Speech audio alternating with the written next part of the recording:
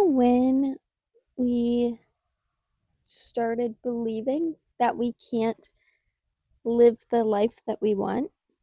I don't know when we decided that what our heart really wants, what our soul's passion is, takes the back seat to the 9 to 5, or takes the back seat to uphold whatever societal standard you're currently trying to uphold. I'm really diving into this space that feels like a death and a rebirth. And it's feeling really, really strong. And I think sometimes the misconception is because I move so fast through life, I like change. I tend to change quite a bit. From my style, like my overall look and what I want, it's constantly changing. And I used to view that as a negative thing, like, oh, I don't know what I want. But now it feels like I'm so in tune with what I want and I'm so honest with what I want that I'm okay with letting that change.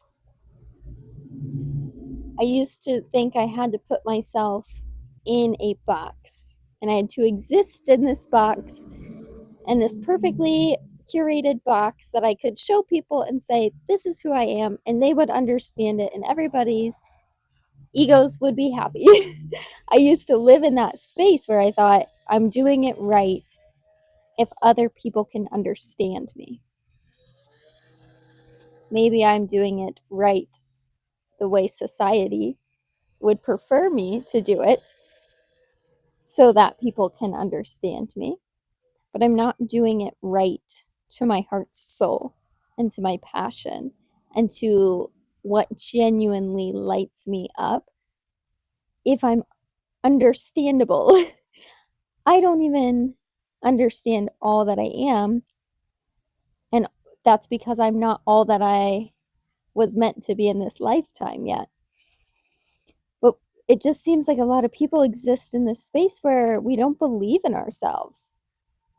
So many people say, oh, I wish I could do this. I wish I could do that. And we're tricked. We're tricked into being easily controllable. So when we don't believe in ourselves, and also, everything that we're consuming, it all plays into each other. So everything that we're consuming, and most of our food is junk, not really supporting our bodies. And so we're not doing much to support our minds, we're not doing much to support our bodies, and we're expecting ourselves to be able to show up fully ready as a warrior to take on life and to chase our heart's passion. And it just doesn't happen like that at all. And I think that's what everybody wants, is they want to go for it and they want to do everything. They want to have that dream life right now. But it takes a warrior. It takes death of the ego time and time again, continually. It takes awareness. It takes so much to be able to move from a space of genuine truth and authenticity in your heart's message, and it changes. At least I'm speaking from my personal experience. I can only ever speak from my experience, so this is how life is feeling for me right now. But it's gonna change because you as a person change. The more that you listen to yourself, the more that you show up for yourself, you're gonna gain confidence. So then, as you evolve in this life, you believe that you can do so much more now than you did when you first started. Maybe starting is, I'm not going to eat donuts for breakfast anymore. And then 10 years down the road, maybe you are making your own bread and, fully sustaining yourself off the land. And you're like, gosh, not eating donuts, that sounds so easy. But when it's your first step, it's like heavy and big, like, oh my gosh, I'm really doing it. And it's because confidence isn't something that you have before you act. Confidence comes from taking action. Confidence comes from telling yourself you're going to do something and following through, whether it happens the way that you wanted it to happen or not. Because at least you know now, when I say I'm going to do it, I'm going to do it. When my soul feels like it's set on fire, I'm going to pursue that. And we just gain confidence and gain confidence. But at the very beginning of that, you're sitting there scrolling on your phone, watching other people do it, and you're like, oh, I would do it if I was just confident. I would do it if I had XYZ. That's all magical thinking. Maybe we've all heard the term of magical thinking. When I have this, I'll be happy. When I have that, I'll be happy. And it's magical thinking because it's not true. If you're not happy now, if you don't fully accept all that you are, exactly as you exist in this moment, having X, Y, or Z is not going to make you happy. Because a hard lesson that I've had to learn is wherever you go, there you are. And there is all that shit you were trying to run from or move past, it goes with you. So wherever you go, there you and all your shit are. And it took a lot of running and a lot of exhaustion for me to then learn to sit with that and to accept that.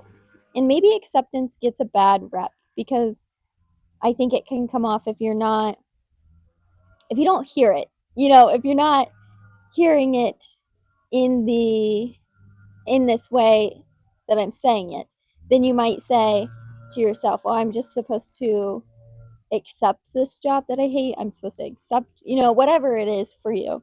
I'm just supposed to accept that I don't like XYZ.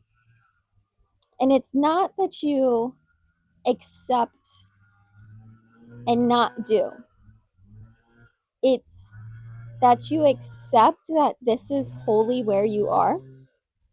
This is your entire being, your whole being, exactly as you are. And you can look at it and say, I accept that this is where I am.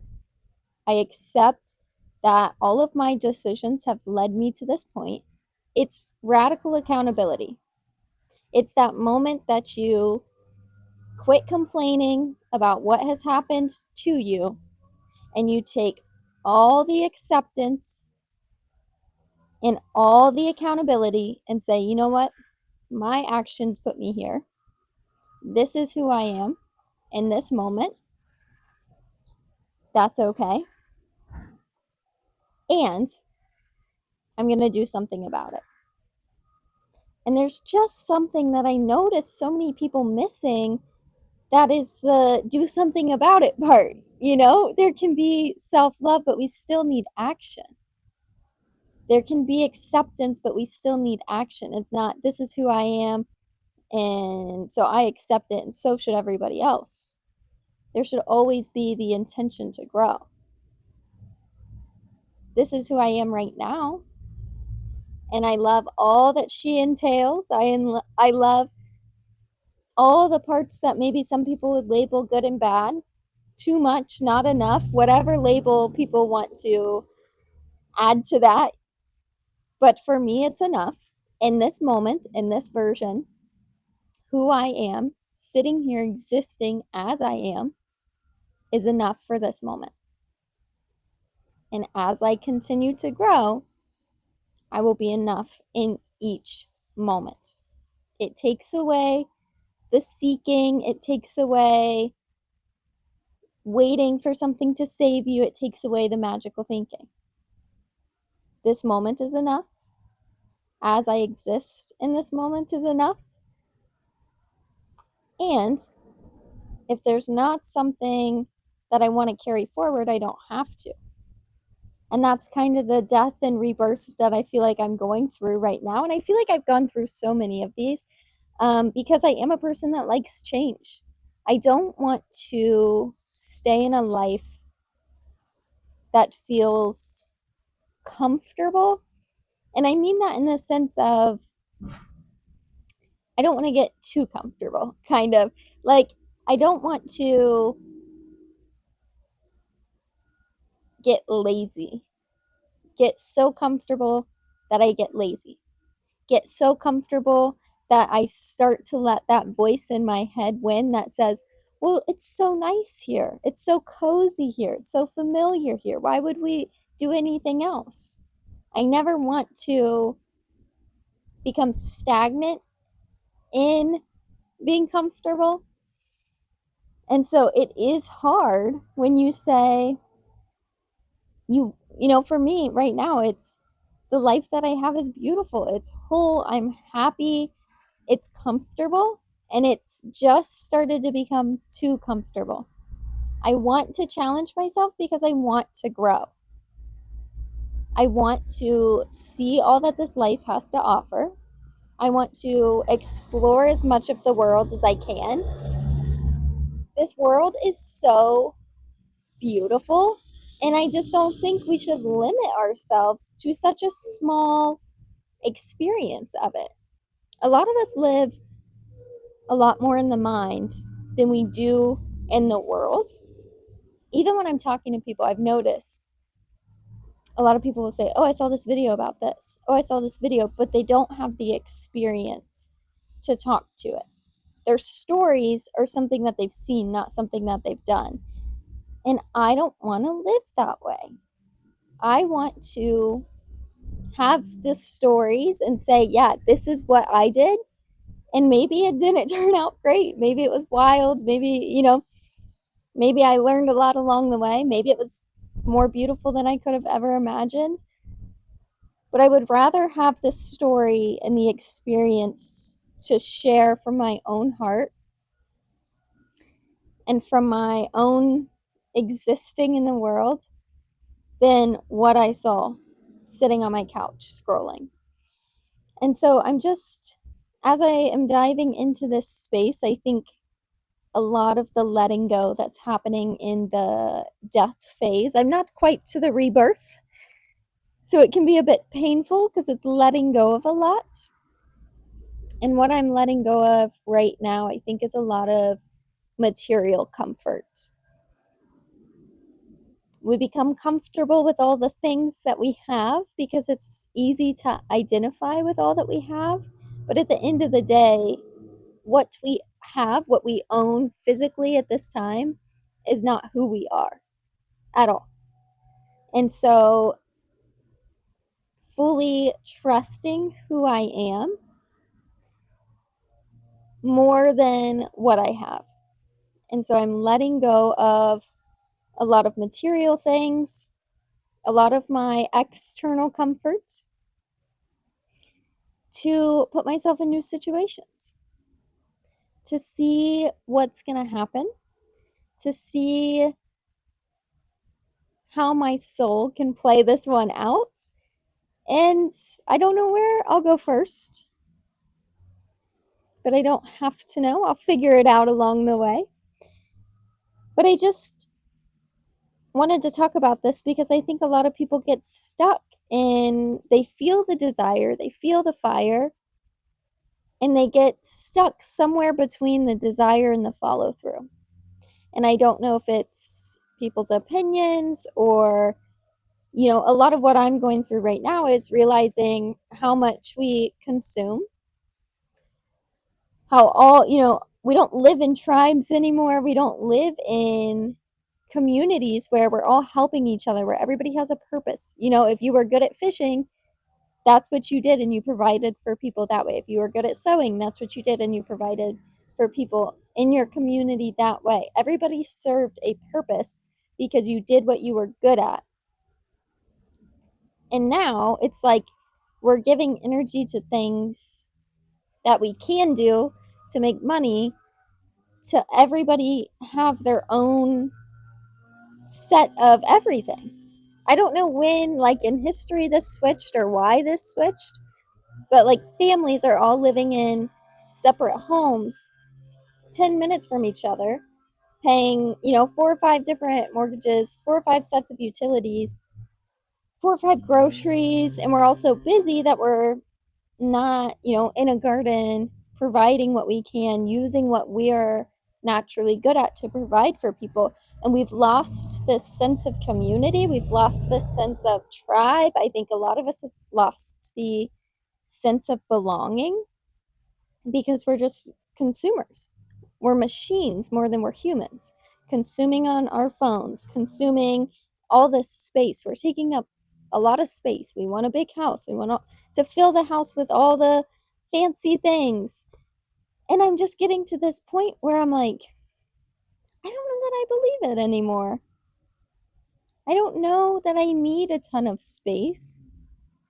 I don't know that I need things, but I do know that my heart is craving connection. My heart is craving realness and community. And so that's what's leading this move. That's what's pushing me out of where I am very comfortable into a space that I probably won't be super comfortable in at first. It's going to be a lot of learning. But when I'm 80 and I look back, I would rather go, what the heck was I thinking? That was crazy. I can't believe I did that. Then I wish I would have done that. I don't want to wish that I would have done anything. I would rather lose the $100 or the $500 and take a crazy trip or, go somewhere and go, all right, maybe I don't like it here. I don't know if I'll come back. Maybe it's not my vibe.